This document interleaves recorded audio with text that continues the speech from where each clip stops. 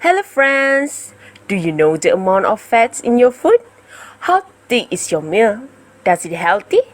Did you know Malaysia has introduced a new food pyramid in 2020? Malaysian food pyramid is a simple guide for individuals to vary their food intake according to the total daily food serving recommended. A balanced diet contains a combination of foods that will provide all the nutrients needed by our body. There is no single food that will provide us with the all nutrients needed. The body needs many types of food in varying amounts to maintain health. A food pyramid consists of 4 levels that represent 5 food groups. Indicated beside each food group is the recommended number of servings per day from each group. From the bottom to the top of the food pyramid, the size of each food group becomes smaller, indicating that an individual should eat more of the foods at the base of the pyramid and less of the foods at the top of the pyramid. So today, let us focus on the 4th level of the food pyramid, which is fat. It is the favorite one by most of the people, but to be honest, it is the worst one.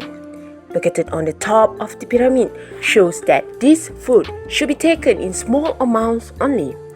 Excessive intake of fats, oil, sugar and salt can contribute to a higher risk of chronic diseases such as obesity, diabetes mellitus, cardiovascular diseases, hypertension, and cancer. Fat is the most concentrated ingredient in the food. When choosing food to select those with healthy fat, but what kind of food that have healthy food? How can we know? The amount of fat we eat does not impact our weight, cholesterol, or risk our heart disease nearly as much as what kind of fat we eat. How good or bad fat that we eat? Let us take a look at some of the differences. Fatty acids with only single bonds called saturated, and those with one or more double bonds are called unsaturated. Generally, most of the unsaturated fats are good for you, while saturated fats are bad for you in excess. Unsaturated fat decreases the risk of heart disease by reducing the amount of bad cholesterol, which low-density lipoprotein (LDL), and increase the good cholesterol, which is high-density lipoprotein (HDL). However, not all unsaturated fat are good. In fact, a type of unsaturated fat known as trans fat is the unhealthiest of all.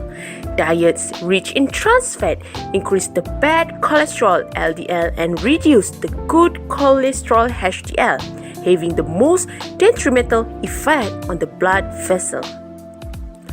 Food sources that contain a high level of saturated fat are found in many fast processed and baked foods like pizza, dessert, hamburger, and pastries, while unsaturated fat usually been found in avocados, olive oil, vegetable oil, fatty fish such as salmon, mackerel, and nut. Examples of food products that contain trans fat include cookies, crackers, donuts, and fried food. Have you ever seen this kind of labeling before? All this label is stated on the back of the food product. Have you wondered how the number of fats can be calculated? It can be calculated by various kind of methods. One of the common methods to calculate the fats in food is using the Soxhlet method. The Soxhlet method is a very efficient and rapid extraction method for lipids in food. Now, let's take a look at the operation and parts of the Soxhlet method.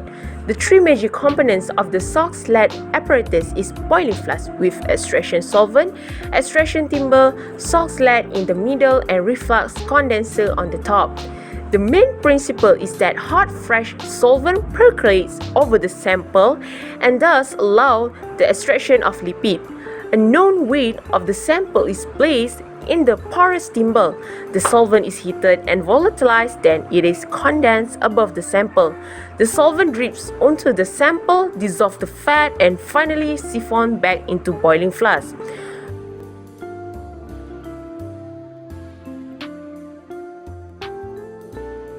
So, how is run? Firstly, a sample is dried, ground into small particles and placed into the porous thimble. Secondly, the thimble is placed in the extraction chamber, which is suspended above flask containing solvent, which is the boiling flask, and below a condenser. Next, the flask heated, the solvent evaporates and moves into the condenser, converted into liquid, trickles into the extraction chamber containing the sample. And then the solvent builds up in the extraction chamber and surrounds the sample. When the solvent exceeds a certain level, it overflows and trickles back down into the boiling flask. As solvent passes through the sample, it extracts lipids and carries them into a flask.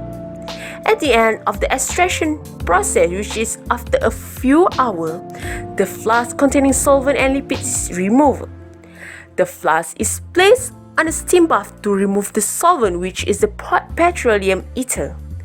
When all the solvent has been removed, the flask is placed in oven at 105 degrees Celsius for 1 hour. After that, transfer the flask into desiccator to cool and weigh. The amount of fat will be calculated by using the formula of percent fat, which is dry weight basis, equal to weight of fat in sample over weight of sample times 100. And the weight of fat in sample can be found, which is the weight of flask plus fat minus the weight of flask. Now, all of you already know about the general knowledge about fats and also the fats analysis. With the knowledge given, be wise about what you choose to eat. The point is, it is not how much fat you eat, it's about what kind of fat and what makes particular fat healthy or unhealthy. Remember, we are what we eat, so eat healthily. Thank you.